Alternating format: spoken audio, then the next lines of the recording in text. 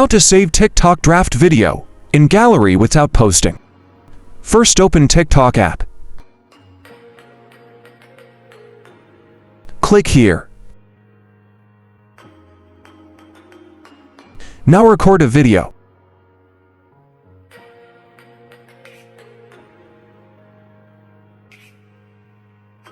Click here.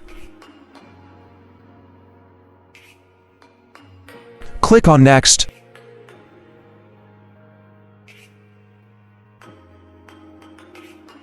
Click on Draft. Click on Profile.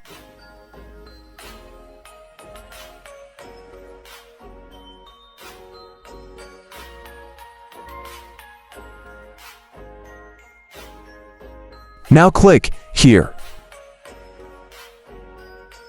Now go to your gallery.